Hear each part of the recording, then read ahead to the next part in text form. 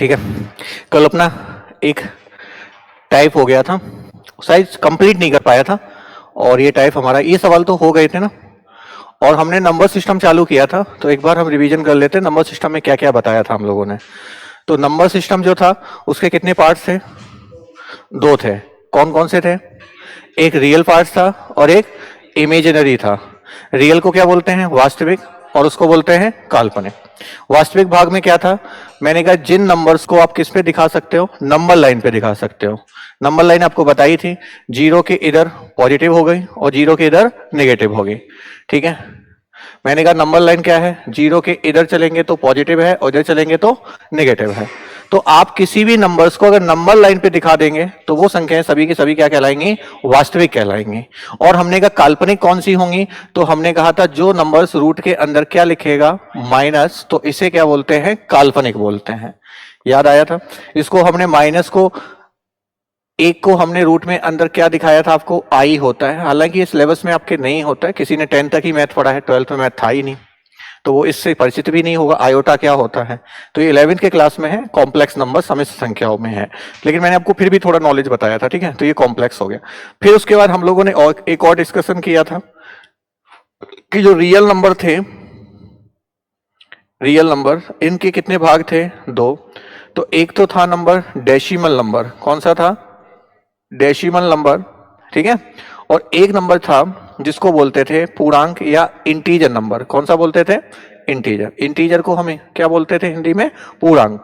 अगर आप देखें तो पूर्णांक का मतलब होगा वो पूर्ण अंक। पूर्णांक का संधि विच्छेद करो, पूर्ण धन अंक। हिंदी आएगी सी, ध्यान रखना। तो आपको संधि विच्छेद आपको अच्छे से क्लियर होने चाहिए। ठीक है। पूर्णांक का मतलब होगा पूर्ण अंक। तो पूर्णांक जैसे यहाँ पे 0 है, तो इधर चलेंगे तो पॉजिटिव होगा और इधर चलेंगे तो नेगेटिव होगा। और डेसिमल में हमने कहा था कि इसको मैंने अभी आपको जानकारी नहीं दी थी, जब हम फ्रैक्शन करेंगे तो इस बारीकी को हम और ओपन करेंगे। क्यों नहीं कहा था?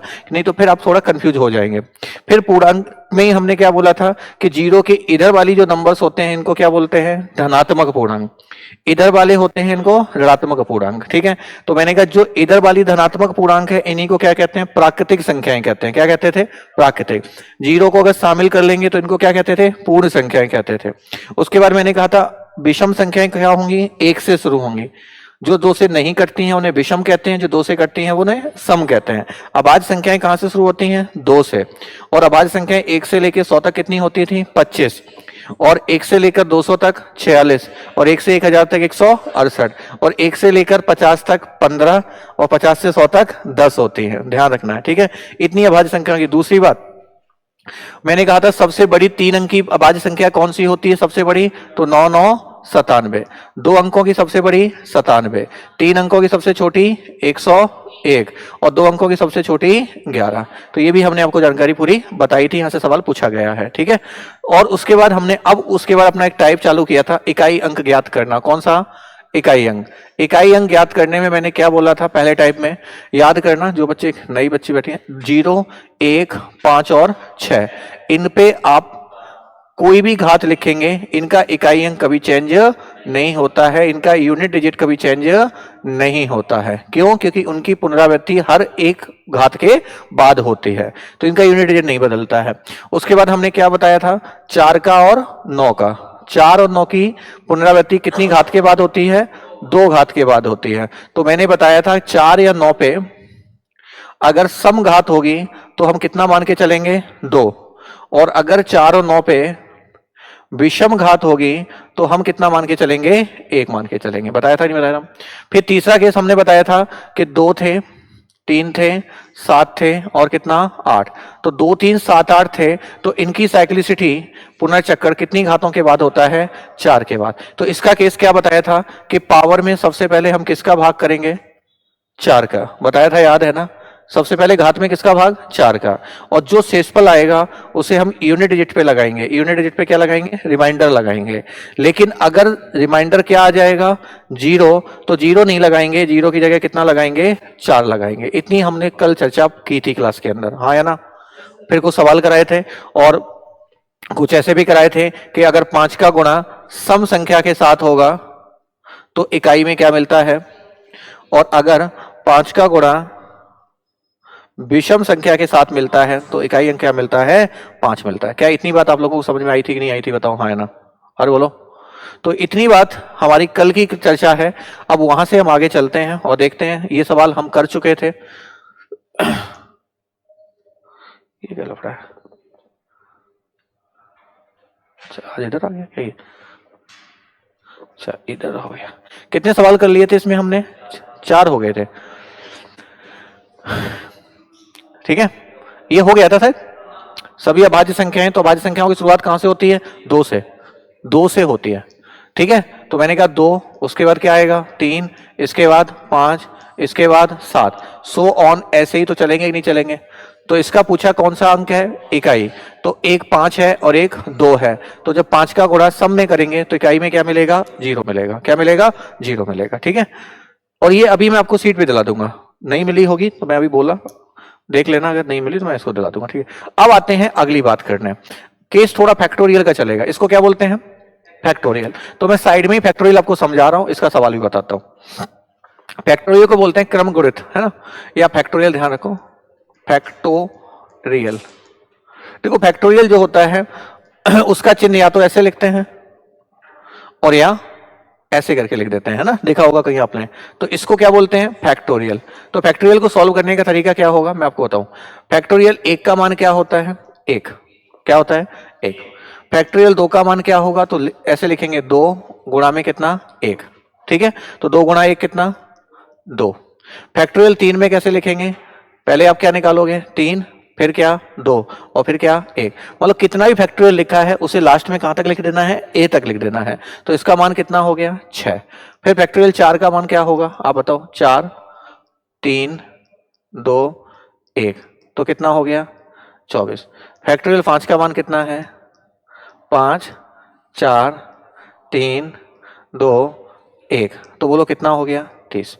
हो गया कि नहीं हो गया, सॉरी 120। गुणा करके देखो, 5 4 20, 20 3 60, 60 दूनी 120 एकम 120। इसके बाद फैक्टोरियल 6 का मान देखोगे तो क्या आएगा, 6, 5, 4, 3, 2, 1, कुछ ऐसे तो आएगा कि नहीं आएगा, बताओ, है ना। तो 720 हो जाएगा। तो मुझे एक बात बताओ, पहले आपको फैक्टोरियल का मतलब समझ में आ गया कि नहीं आ गया, एक बार बताओ, कोई लफड़ा तो नहीं है।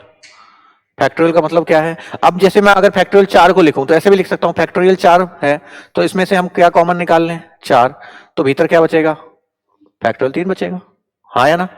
अब मान लो कि कोई फैक्टोरियल, एक छोटी सी बात समझना, जैसे यहां लिखा है फैक्टोरियल 11 और यहां लिखा है फैक्टोरियल 10, मैंने कहा मान क्या होगा, तो क्या करोगे, फैक्टोरियल 11 है तो 11 बाहर निकाल लो, तो अंदर क्या आएगा, फैक्टोरियल 10, और नीचे भी क्या है, फैक्टोरियल, तो फैक्टोरियल 10 से फैक्टोरियल 10 कैंसिल, तो सवाल का मान कितना आ गया, 11 आ गया।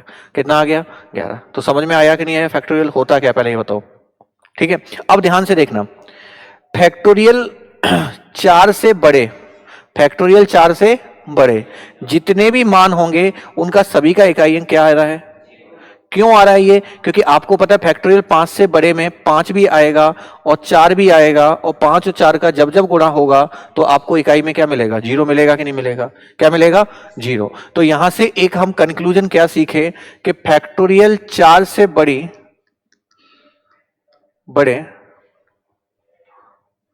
बड़ी सभी,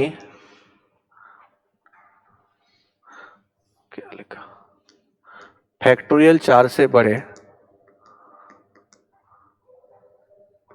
सभी फैक्टोरियल का यूनिट डिजिट, यूडी समझ जाओगे ना, यूनिट डिजिट शून्य होता है। क्या होता है, शून्य होता है। अरे बोलो क्या होता है, शून्य। मतलब फैक्टोरियल 4 से बड़ी कोई भी फैक्टोरियल लिखा होगा उन सभी का इकाई अंक हमेशा और हमेशा शून्य ही होता है। अरे हाँ है ना। तो अब इतना मैंने आपको समझाया तो उम्मीद है आपको कुछ बातें पल्ले पड़ गई होंगी। देखो अब देखो इसमें यही तो कहा फैक्टोरियल 4 में इकाई अंक ज्ञात करो, तो फैक्टोरियल 4 ये आपके सामने लिखा ही नहीं लिखा, चेक करो। तो इसका इकाई में क्या दिख रहा है, क्या दिख रहा है भाई, 4। तो इस सवाल का आंसर कितना हो गया, 4 हो गया। सही है, समझ आया कि नहीं है, और बोलो। तो इसे कॉपी करना चाहो तो कहीं कर लो, फिर आगे बढ़ते हैं ना, फैक्टोरियल की बात कर लीजिए।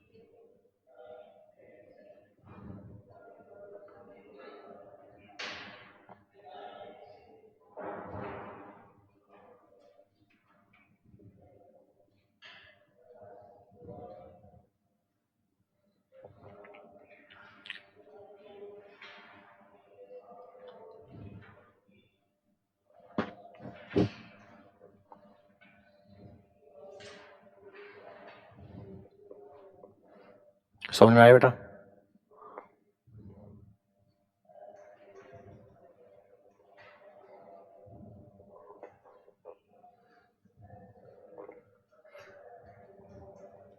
चला जाएगा?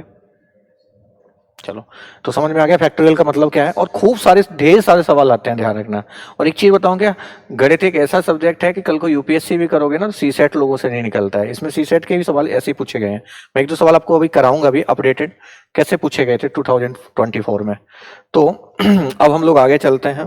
और ये लीजिए एक और सवाल आपकी स्क्रीन पे दिख रहा है, फैक्टोरियल 222 में इकाई अंक। देखो अब आपकी चीजें आसान होगी, है ना, कि अब तो कर देंगे। लेकिन अभी मैं पहले पूछता फैक्टोरियल 222 का इकाई अंक तो आप समझ नहीं पाते क्या है। तो आपको समझ में आया फैक्टोरियल 222 का इकाई अंक क्या होगा? 2 होगा। कितना होगा बताओ आप लोग, पहले खुद से बोलो तब मैं समझा पाऊं। 2 है क्या? सब कुछ मैंने बता दिया, जो मुझे बताना था वो मैंने चीजें डिलीवर कर दी हैं आपको। अब आप अपना दिमाग लगाओ क्या इसका आंसर है। 2 कितने लोग बता रहे हैं इसका है? फैक्टोरियल फैक्टोरियल 222 का क्या पूछा है? इकाई अंक। और मैंने अभी आपको सिखाया फैक्टोरियल 4 से बड़ी कोई भी फैक्टोरियल्स होगा उसका इकाई अंक क्या होता है? 0 होता है। तो इसका आंसर 3 नहीं होगा, बताओ, है ना? तो मैं तो पूरा कराने के बाद भी तुम तो, है ना, है पढ़ा लिखा के कितना अच्छा तैयार किया और आंसर 2 ही बता रहे हो आप तो, है ना? तो इतना तो समझो। अभी इस चीज को जिक्र किया था, फैक्टोरियल 4 से बड़ी कुछ भी यूनिट डिजिट फैक्टोरियल होगा उसका हमेशा इकाई अंक कितना होगा? 0 होगा। तो फैक्टोरियल 222 का इकाई अंक 0 होगा। अगर मैं पूछूं फैक्टोरियल 100 का इकाई अंक क्या है तो आप हाल बता देंगे साहब इसका भी 0 ही होगा, क्योंकि बता चुका हूं फैक्टोरियल 4 से बड़ा कुछ भी होगा उसका यूनिट डिजिट 0 ही आता है हमेशा। समझ में आया कि नहीं है? ठीक है, इस सीट को, ये आपको नंबर सिस्टम की मिली नहीं है ना, मैं अभी अभी दिलवा देता हूं, है ना, क्योंकि इसमें मैंने थोड़ी सी क्या किया कि आपकी लेवल पे चीजें बहुत अच्छे से मेंटेन की है, कि ज्यादा भी नहीं कम भी नहीं है, आपके क्लियरिटी आ जाए बिल्कुल। 52,000 शायद पोस्ट आ भी तो रही है ना इसमें आपकी साइड, फरवरी में ही तो है ना रेल का राजस्थान में चतुर्थ श्रेणी में आ रही है शायद 52,000 कुछ पोस्ट आ रही है। फॉर्म तो लगाओगे नहीं क्या? लगाना भाई, कोई नौकरी खराब नहीं है। 8वां वेतन आयोग लग रहा है साहब, तनख्वाह हो जाएगी 60 70 हजार। और 52,000 पोस्ट कम नहीं होती हैं। और 20-25 सवाल मैथ के देखने को पक्के मिलेंगे, ध्यान रखना। हाँ, और 25 सवाल में मैथ में गड़बड़ होता है बच्चों का, ध्यान रखना। राजस्थान जी के तो वो रट लेते हैं, नंबर आ जाए तो। अरे नहीं, आप शर्मा बंधु, ऐसा नहीं है। आप में अगर टैलेंट है तो आप और आगे जा सकते हो, लेकिन एक स्टेबिलिटी तो हो जाएगी कि नहीं हो जाएगी। और ऐसा कुछ नहीं है, देखो आप सोचते हैं कि 4th क्लास क्या है। आज मुझे एक बात बताओ, इस देश में जो बेरोजगारी की आलम है, आप नहीं भी लगे जॉब तो फिर रोटी बनाने से तो अच्छा है ही ना। तो ज्वाइन करो। कि देखो बेटा, एक चीज ध्यान रखना कि लोगों को देखकर अगर जियोगे ना, लोगों को देखकर जियोगे तो तुम जिंदगी में कभी जी ही नहीं सकते हो। लोगों की भावनाओं से देखोगे। हम कह रहे चलो नहीं, आप पटवारी भी बन जाओगे बेटा, जैसे मान लो आप पटवारी भी बन गए तो लोग तो फिर भी कहेंगे क्या की नौकरी है ये, 20-25 हजार की नौकरी है। बोलने वाले तो बोल के जाएंगे, जाएंगे नहीं जाएंगे बताइए। तो आप इन चीजों पे मत फोकस करिए, अपना बेस्ट करिए। हमने क्या बोला कि बहुत सारे ऐसे बच्चे हैं, मैं आपको एक छोटी सी इंसिडेंट बताता हूं।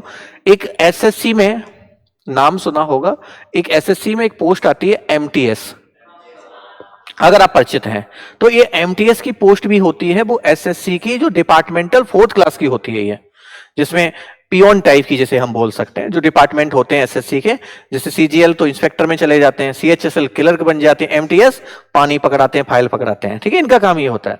मैं आपको इंसिडेंट बताऊं, लगभग इसमें 10-15 बच्चों से जो मैं टच में रहा और जहां तक इसका मैंने रिव्यू किया, ज्यादातर एसएससी एमटीएस के बच्चे एक बार तो उन्होंने जॉब लेके ज्वाइन कर लिया और आप देखेंगे 2-3 साल के अंदर वो सब के सब इंस्पेक्टर बन जाते हैं। अब बताओ कैसे? क्योंकि देखो एक चीज होती है, जितनी बड़ी आपको पोस्ट मिलेगी ना उतना आपको वक्त नहीं मिलता है तैयारी करने का। एमटीएस में क्या है, फाइल पकड़ानी, पानी पकड़ाना, उसके बाद अपने पढ़ते रहो, टेंशन लेनी नहीं कौन आए, तुम्हारा काम तो उतना ही है। अब अधिकारी हो तो तुम्हारे प्रेशर भी होगा ऊपर से, तो पढ़ने का यहाँ चांसेस ज्यादा अच्छा है। तो मैं वही कह रहा हूं कि 4th क्लास में आप जैसे आज कह रहे हैं 4th क्लास में नौकरियां, कहां आजकल देखो 4th वाले ज्यादा और कमा रहे हैं। फाइल दो, हम फाइल पास करा देंगे, ये करा देंगे, तो वो ज्यादा आपसे सिक्योर होते हैं। आप अपनी पर्सनैलिटी को बिल्ड रखिए, बस बात खत्म।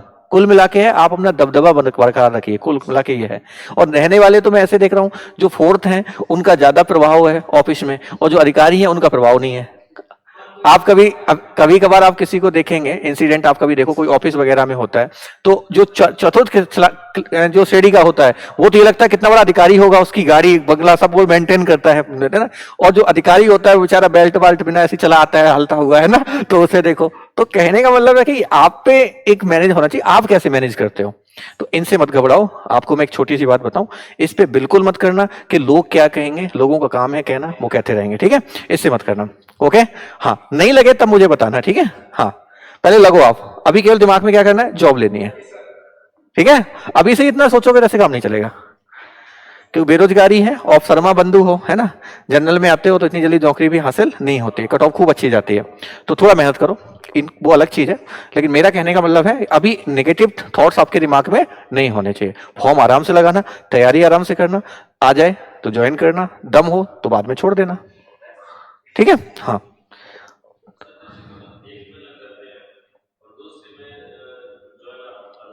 हम्म। वो आपका ड्राफ्ट होता है, वो अलग अलग ज्वाइनिंग पे अलग अलग ड्राफ्ट आता है। जैसे किसी में अलग आता है 90, अरे हम कह रहे हाँ, नौकरी लग जाए, 90 के आदमी 1 लाख भी दे देगा, क्या फर्क पड़ता है भाई। हम कह रहे हैं कि जैसे मान लो आप फोर्थ में हो, कल को पटवारी बन जाओ, कि 90,000 तो दे देगा आदमी, क्या दिक्कत है। इलेक्ट्रिक बॉन्ड जो भी है बॉन्ड करके छोड़ दो नौकरी, तो वो एक बात की बात है। लेकिन ये चीजें जितनी हम सोच रहे हैं ना, वो आसान है नहीं, ठीक है। हाँ, जैसे अपन तो ऐसे लग रहा है कि अभी लगता है कल ही ज्वाइनिंग तो हाल हो जाएगा, फॉर्म हम तो डाल नहीं रहे, लगता। हाँ, ये कचरा सब साफ हो जाएगा कि 52,000 में क्यों भाई है, 52,000 बहुत है ना। चलो, अभी आप देखोगे एक चतुर्थ जो झाड़ू लगाने वाला कोई जॉब निकला था राजस्थान में आपके, तो वहां एक मैंने है सफाई निकली ना, तो न्यूज़पेपर में वहां पढ़ा था, एमबीए लोग थे, पीएचडी लोग थे, उन्होंने फॉर्म लगाए थे। अरे उनसे तो बेहतर हो ही ना आप लोग तो है। नहीं, आईआईटी नहीं मुझे पता, लेकिन ऐसे लोग से तो अच्छे हो ना आप, क्या दिक्कत है, कोई नौकरी खराब नहीं होती है। और आप लोग बच्चियां हैं, तो आपको तो अच्छे ऑफिस में ही कोई जॉब देंगे, बाहर तो इनको तो फिर भी बाहर फेंक फेंक सकते हैं। आप तो ऑफिस में जाओगे, कहीं नहीं जाओगे। हाँ, इनके लिए तो फिर भी कोई जुगाड़ कर सकते हैं। अब देखो, factorial 1, factorial 2, factorial 3, factorial 4, factorial 5 और फैक्टोरियल कितने तक है, 100। इसका मुझे क्या निकालना है, इकाई अंक। तो अभी फैक्टोरियल की पूरी बात सिखाई नहीं सिखाई थी, क्या सिखाया था। फैक्टोरियल 1 का इकाई अंक क्या होगा, 1। फैक्टोरियल 2 का इकाई अंक 2। फैक्टोरियल 3 का इकाई अंक 6। और फैक्टोरियल 4 का इकाई अंक 24 का क्या होता है, 4 ही तो होगा कि नहीं होगा। फैक्टोरियल 4 का मतलब क्या होता है, फैक्टोरियल 4 का मतलब 24 होता है, और 24 का इकाई अंक कौन होगा, 4, तो 4 है। फिर फैक्टोरियल 5 का क्या है, 0। फैक्टोरियल 6 का भी 0, और आगे तक जितने भी नंबर हैं सबका क्या होगा, 0 होगा कि नहीं होगा। तो अब इसे आप जोड़ के बता दो, 6 और 4 10, 2 12, 1 13, 13 का इकाई अंक क्या है, 3। तो इस सवाल का आंसर कितना है, 3 हो गया कि नहीं हो गया, बस हो गया सवाल। समझ में आया कि नहीं, एक बार बताओ, अरे बोलो, चलो इसे करो।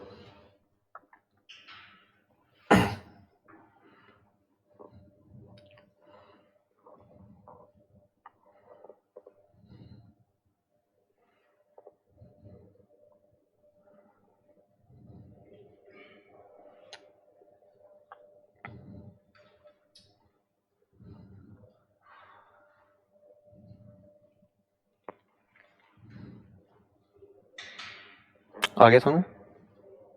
अब देखो, चीजें बनने लगी नहीं बनने लगी, नहीं तो फिर पहले होता तो आप समझ ही नहीं पाते क्या है। तो देखो बिल्कुल आसान है, आगे बढ़ जाओ। अब देखो 9 नंबर से हम लोग आगे बढ़ेंगे। अब 9 नंबर से हमने कुछ नंबर्स आपको बताए थे, 0 1 5 और 6। इनका कभी इकाई अंक बदलता ही नहीं है। तो आप मुझे बताओ, इसका इकाई अंक पूछा है 4 7 2 6, और उस पर बहुत सारी इकाई लगा रखी है, 5 7 2 4 और ऐसे कुछ करके दे दिया। आप मुझे एक बात बताओ, इनसे तो मुझे कोई लेना देना है ही नहीं। किससे नहीं है, इससे नहीं है, ये तो हटाओ, कचड़ा है, इसको डब्बा में बंद करो और खत्म कर दो, समझ गए ना। अपने को केवल किसको देखना है, 6 को। और मैंने कहा 6 पर कुछ भी लिखा हो, कभी इकाई अंक बदलता ही नहीं है, तो इस सवाल का आंसर भी 6 ही हो गया कि नहीं हो गया, बस समझ में आया कि नहीं है, ठीक है। फिर देखो ये एक और 10 आ गया। अब देखो 1 है, इससे मतलब ही नहीं है, तो 1 है तो 1 का इकाई अंक तो 1 ही, 6 का इकाई अंक 6 ही है, और इसका इकाई अंक 5 है। अरे बोलो, प्लस हो रहा है कि नहीं हो रहा है? गुणा नहीं हो रहा है ना, जीरो बता दो। ये गुणा नहीं हो रहा है, क्या है? प्लस हो रहा है। गुणा में जीरो हो जाता है। हाँ तो 6 हो तो गया, 6 का 6 ही तो होगा। 6 पर कुछ भी होगा इकाई अंक तो 6 ही होगा ना, और 5 पर कुछ भी होगा उसका ये अंक 5 होगा, और 1 पर कुछ होगा उसका ये अंक 1 ही होगा। तो बोलो 6 और 5 11 और 1 12 का इकाई अंक क्या होता है? 2 हो गया कि नहीं हो गया? बस हो गया, बताओ, हो जाएगा।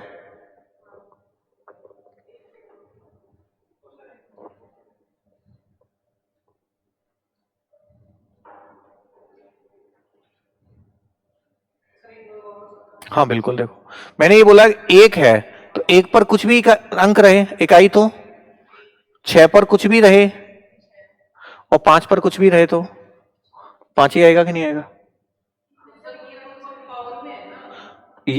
ये अरे इससे कोई मतलब, ये कुछ भी हो फर्क नहीं पड़ता है।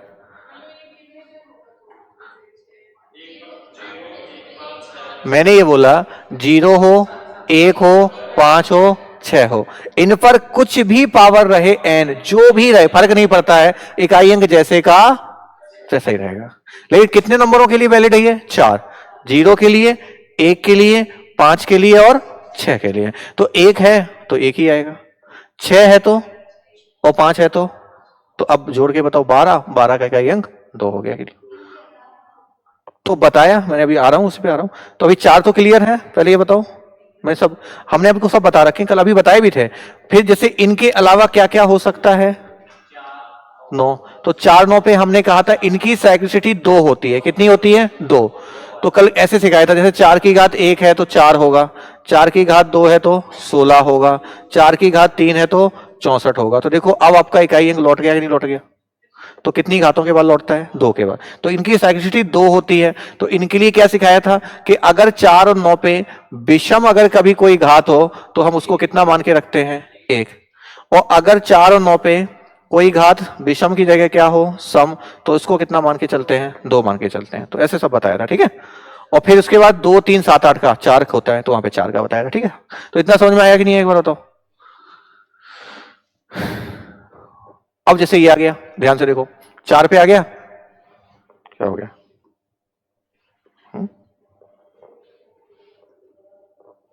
इसका क्या ड्रामा होगा भाई?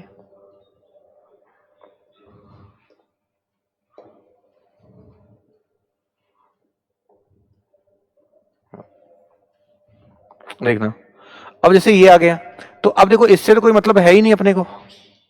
अपने को क्या देखना है? 4। अब 4 देख लिया। अब 4 के लिए कितनी घातें हैं? ये जो भी घात है आप इसको पहचानो कि सम है या विषम है।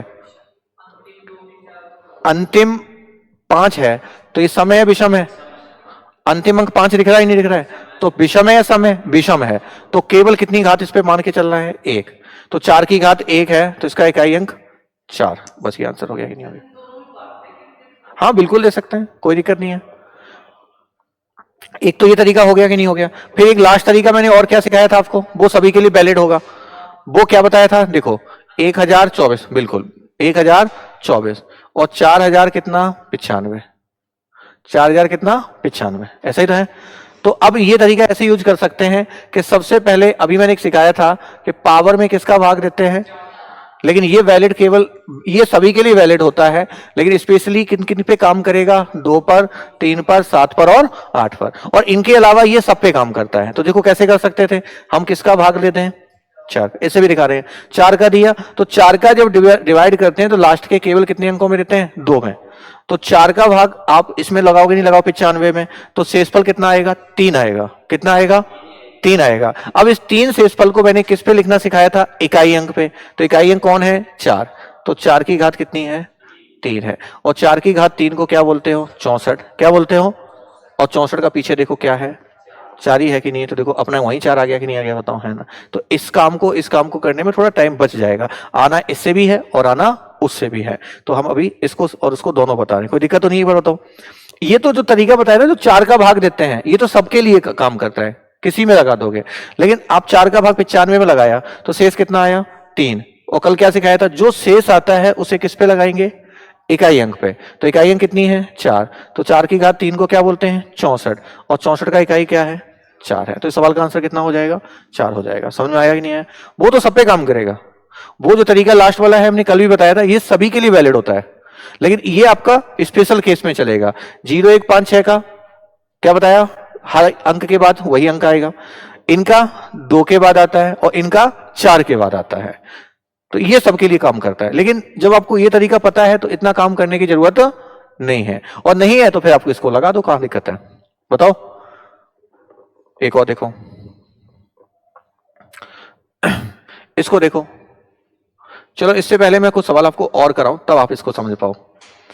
जैसे मान लो कि 9 की घात में यहां पे दूं 2 1 7 4 में इकाई अंक बताओ, इकाई अंक। चलो करके दिखाओ, कौन कौन करेगा। 9 की घात, या यहां कुछ संख्या दे दे, उससे कोई दिक्कत नहीं है, 219 दे दे, हाँ चलो। हाँ तो अपना 219 में कौन सा इकाई है, 9 ही तो है, 9 है। तो अभी तो मैं आपको बेसिक बता रहा हूं, 4 दिख रहा है नहीं दिख रहा है, तो बताओ सम है या विषम है। तो घात 9 पे कितनी करनी है, 1 या 2, 2। तो 9 का स्क्वायर कितना 81, 81 का इकाई अंक कितना 1। तो इस सवाल का आंसर कितना हो जाएगा 1 हो जाएगा। कितना हो जाएगा 1 हो जाएगा, हाँ या ना, अरे बोलो। अब जैसे करना चाहो तो बेसिक से भी कर सकते हो। 219 की घात 2174, अब बेसिक से कैसे करोगे, सबसे पहले किसका भाग लगाओ 4 का, ठीक है, दूसरे मेथड से 4 का भाग लगाओ। तो 4 का भाग 74 में 18 4 72 होगा, इस पर कितना आएगा 2, और जो 2 आएगा उसे किस पे लगाना है 9 की घात 2, और 9 की घात 2 कितना होता है 81। तो देखो फिर आपका आंसर एक ही आ गया कि नहीं आ गया बताओ, कितना ही आ गया, एक ही आ गया कि नहीं आ गया। तो अब उसको भी लगा सकते हैं, उससे कोई दिक्कत नहीं है, अरे हाँ है ना, कंफ्यूजन तो नहीं है, ठीक है। तो इतनी बात होगी। तो पहले बताओ ये 4 और 9 का तरीका आपको समझ में आया कि नहीं आया। सम है तो 2 और विषम है तो 1 रखना होगा। फिर मैं आगे बढ़ता हूं, एक सवाल आपके सामने 12 नंबर है, अच्छा सवाल है, तो इसको और देखते हैं एक बार, ये बढ़िया सवाल है।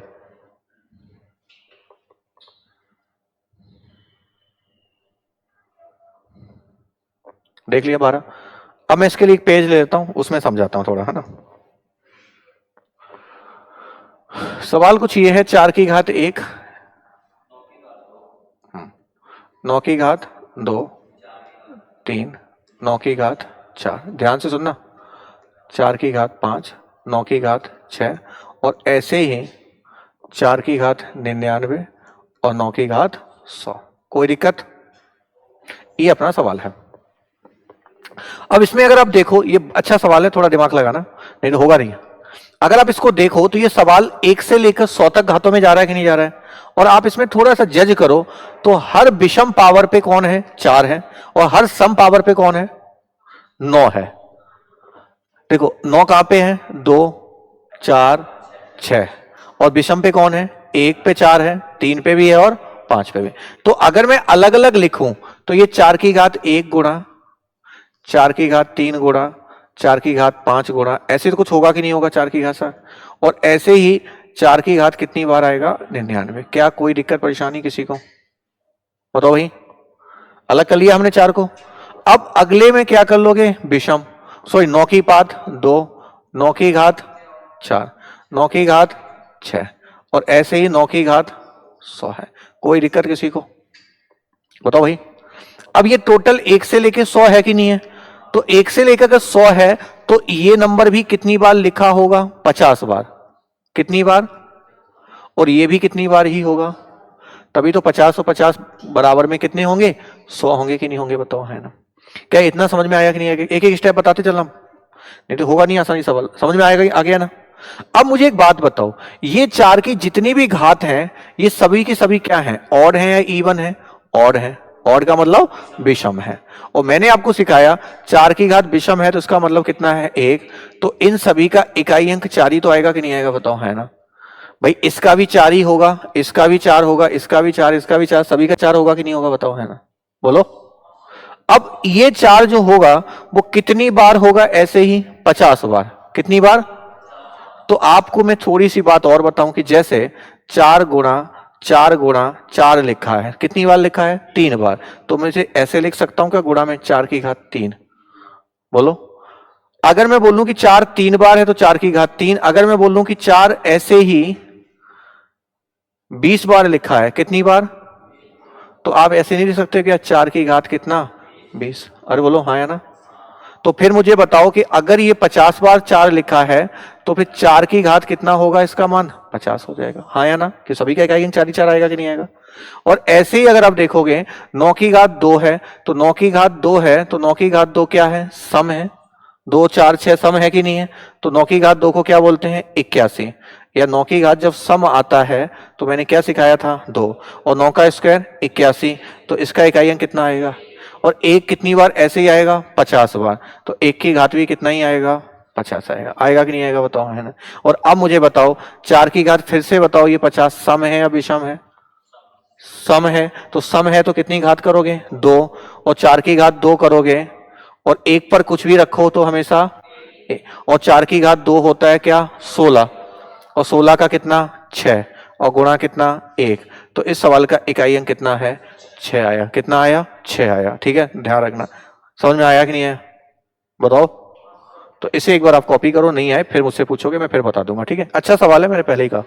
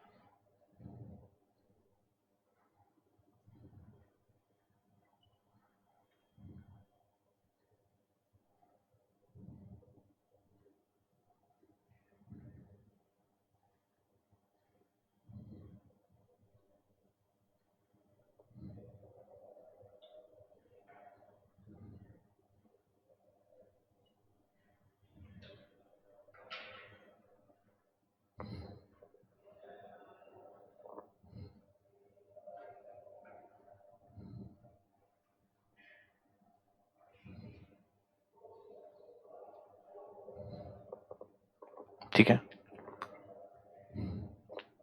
इतना समझ में आया क्या? एक बार ये बताओ आप लोग, है ना? क्या बोला? 4 कितनी बार होगा? 50 बार। एक 9 भी कितनी बार? 50 बार। फिर मैंने कहा 4 पे जितनी घातें हैं सब क्या हैं? ऑड हैं। तो 4 की घात 1 क्या होगा? 4। ऐसे ही 50 बार। ऐसे ही फिर 9 की घात क्या है? ये सम है। तो सम ला लोगे 2 तो 9 का स्क्वायर 81 का 1 कितनी बार? 50 बार। तो 1 क्या और ये तो आपको सॉल्व करके आ गया कि नहीं आ गया? ठीक है, तो चलते हैं फिर से आगे की बात करने। एक और ही आपके स्क्रीन पे सवाल, 13 नंबर देखो क्या आएगा इस सवाल का।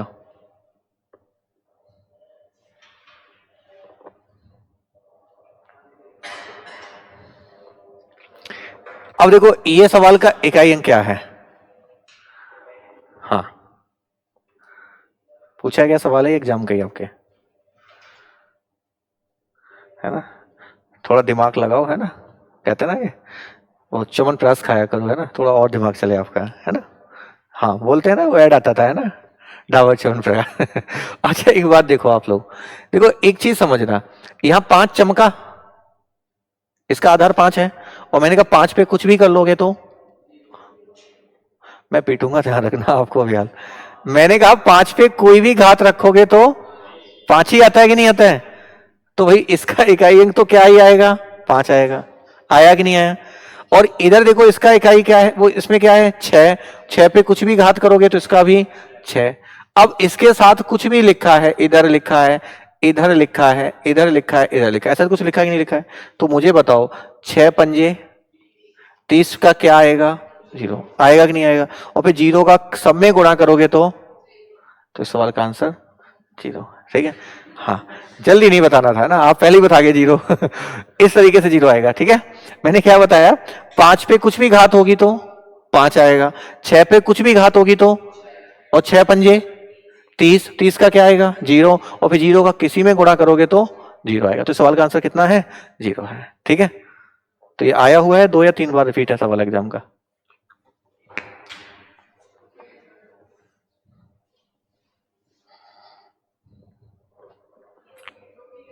हाँ बिल्कुल देंगे आपको सीट। अभी मैं पता कर लेता हूँ, ये आपको जितनी यहाँ पे जितनी स्लाइड बना रहा हूँ ना, ये सब मैं आपको दे दूंगा, ठीक है। शायद दी होगी नहीं, एक पहले नंबर सिस्टम की सीट दी भी थी, नहीं दी है ना। अच्छा, कुछ को नहीं मिली, चलो मैं पता करता हूँ एक बार ना। हो गया, चलिए अब देखो, 30 पे सबसे दाया गैर शून्य अंक बताना है। कौन सा बताना है, गैर शून्य। लेकिन उससे पहले मैं आपको थोड़ा सा और एक दो सवाल अपनी तरफ से करा रहा हूं। देखो, अगर मैं आपसे कहूं कि 217 है, इसकी घात 830 है, ठीक है। मैं इकाई अंक बताओ, अभी आपको जो सवाल लिख रहा हूं उनको देखना। मैं इकाई अंक बताओ, ठीक है। कौन सा अंक बताना है, इकाई। तो अब देखो, इसमें ना तो 0 1 5 6 है, ना 4 9 है, अब क्या है, 7 है। तो मैंने 2 3 7 8 का तरीका क्या बताया था, इनकी साइक्लिसिटी कितनी होती है, 4। तो सबसे पहले हमने क्या क्या, सबसे पहले इस घात में आपको किसका भाग लगाना है, 4 का। तो 4 का 30 में भाग लगाओगे तो शेषफल कितना आएगा, 2। और जो 2 आएगा उसे किस पे लगाते हैं, इकाई अंक पे। तो इकाई अंक कौन है, 7। 7 की घात कितनी, 2। और 7 की घात 2 को क्या बोलते हैं, 49। तो 49 का इकाई अंक कौन है, 9। तो इस सवाल का आंसर कितना है, 9 है। क्या समझ में आया कि नहीं आया बताओ, है ना। अरे बोलो, किसका भाग लगाओगे, 4। किस में लगाते हैं, लास्ट के 2 डिजिट में। क्या आएगा, शेष किस पे लगा दोगे, इकाई पे। वही आपका आंसर है। अगर शेष 0 आएगा तो क्या बताया था, 4 लगाना था। तो एक ये हो गया। एक और इधर से लिखना, मैं कहूं कि 818, इसकी घात 3 1 7 2 3, सही है। मैं इकाई अंक बताओ, मैं क्या बताना है, इकाई अंक। तो कैसे करोगे इकाई अंक बताओ, सबसे पहले किसका भाग, 4, क्योंकि 8 का तो 4 ही साइक्लिसिटी होती है, 4। तो 4 पंजे 20, शेष कितना, 3। तो इस 8 की घात कितना करोगे, 3 करोगे। करोगे कि नहीं करोगे। और 8 की घात 3 है, तो 8 कितनी बार लिखोगे, 3 बार। तो या तो गुणा कर लो तो 512 होता है, ये तो पता है। 8 का क्यूब क्या होता है, 512। क्यूब मैं बता चुका हूं आप लोगों को, है ना। और नहीं भी है तो फिर आप गुणा कर लो, 8 8 64, 64 के पीछे 4, और 8 4 32, 32 के पीछे 2। तो इसका इकाई अंक कितना आएगा, 2 आएगा। कितना आएगा, 2 आएगा। समझ में आया कि नहीं आएगा बताओ, ठीक है। तो ये भी आप एक बार कॉपी करो अपनी कहीं नोटबुक में, और एक सवाल ये वाला कॉपी कर लो, ठीक है। ये मैंने अलग से करा दिया, 2 सवाल करो, तब मैं आपको कराऊं। नहीं आया तो पूछ लेना, है ना, कहीं पे बताओ।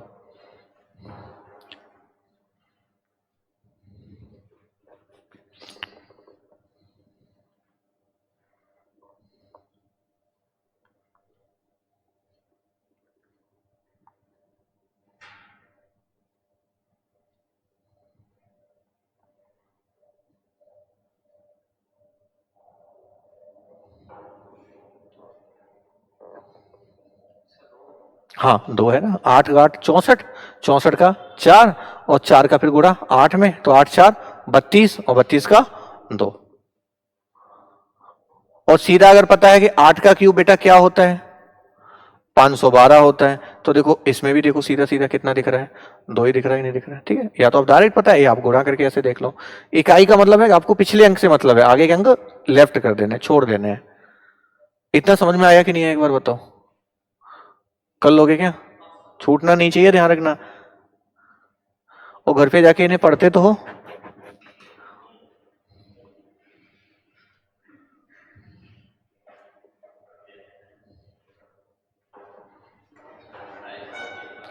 चलो, अब 30 की घात 49 48 का सबसे दाया गैर शून्य अंक बताना है, यही तो बताना है ना। तो देखना, एक पेज में ले लेता हूं। 30 की घात कितनी है, अरे फोटो तो खींच ली ना आप लोगों ने, नहीं खींची? 49 48 है। क्या है?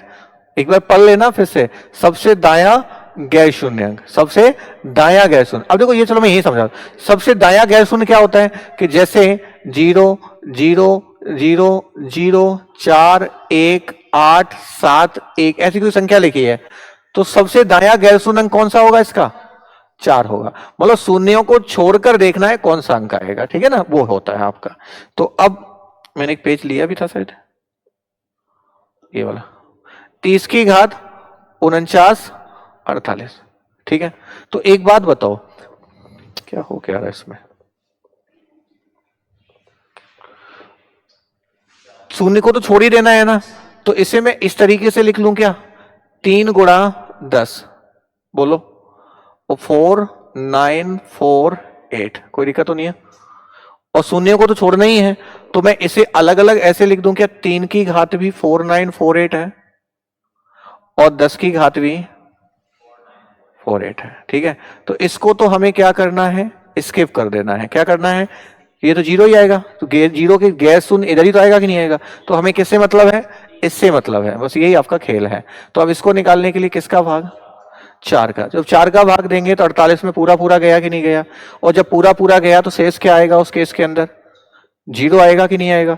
लेकिन जीरो आएगा तो जीरो को हम रखेंगे नहीं, जीरो की जगह कितना लगते हैं? 4। तो फिर 4 किस पे लगाना है? 3 पे। तो 3 की घात क्या है? 4। अब आपको अगर सीधा ही पता है कि 3 की घात 4 को हम क्या बोलते हैं? 81। लिखाया भी है हमने आपको, देखो, 3 की घात 4 81 है, तो 81 का क्या है? 1। तो यही अपना क्या कहलाएगा? आंसर कहलाएगा। सबसे दाया गैर शून्य अंक जो होगा वो कितना है? 1 होगा। 3 की घात 4 81। अगर नहीं पता है तो 3 की घात 4 को मैं कैसे लिख सकता हूं? आप 4 बार लिख लो। तो 3 × 3 9, 9 3 27, 27 का 7, और 7 3 21, 21 का एक आ गया कि नहीं आ गया बताओ? ठीक है, तो इतना समझ में आया कि नहीं? एक बार बताओ फटाफट,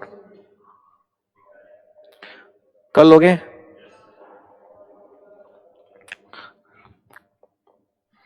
चलो, इसका देखो एक और आपसे पूछा है। 157 पे घात 17 है, उसकी घात कितनी है? 59 है। तो देखो करना क्या है, 157 है, इसकी पावर कितनी है? 17, और इसके ऊपर भी एक पावर कितनी है? 59। सही है ना? ऐसा ही कुछ है।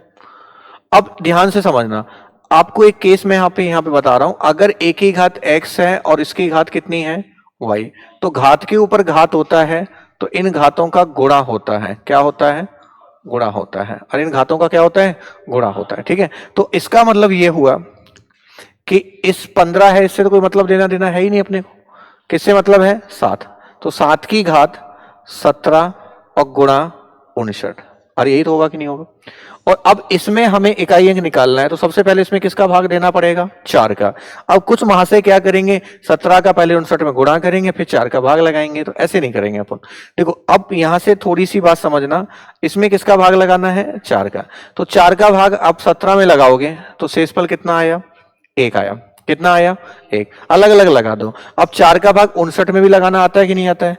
तो 4 का भाग कितनी बार जाएगा? 14 4 56। तो शेषफल कितना आया? 3। तो 3 एकम 3। तो 7 की घात कितना हो जाएगा? 3 हो जाएगा। क्या बात समझ में आ गई कि नहीं आ गई? और 7 की घात 3 है, तो 7 को कितनी बार आप लिखोगे? 3 बार। कितनी बार? 3। 7 7 49 के पीछे कौन आएगा?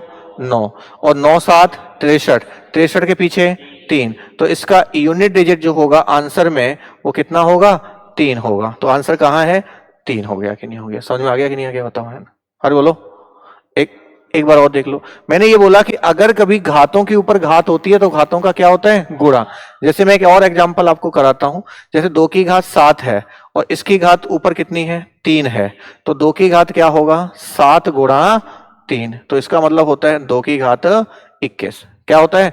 2 की घात 21 होता है। क्या समझ में आ गया कि नहीं आ गया? ठीक है, तो इस सवाल को और आप कॉपी करिए।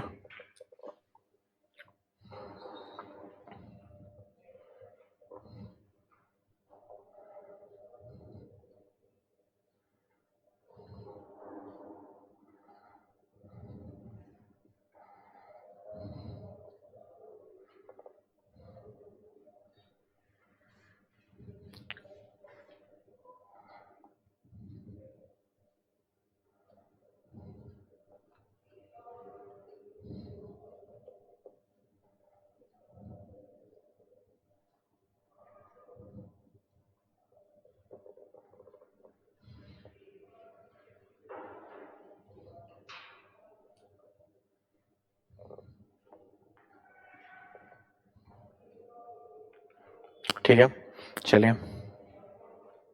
तो ये इतनी स्लाइड थी जिसको मैंने करा दिया।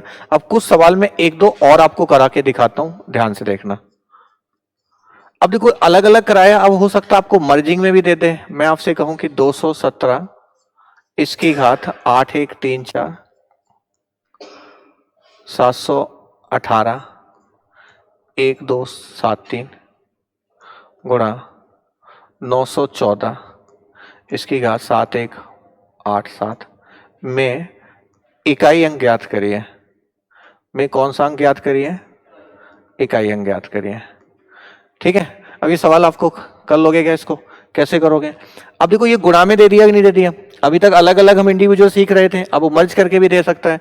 तो भैया यहाँ 7 है, तो सबसे पहले इसमें किसका भाग? अच्छा, तो 8 4 32, शेष कितना? 2 आएगा ना। तो 2 को किस पे लगाना है? 7 की घात 2। अब ऐसे ही इसमें लगाओगे, 18 4 72, शेष कितना? 1। तो 1 किस पे लगाओगे?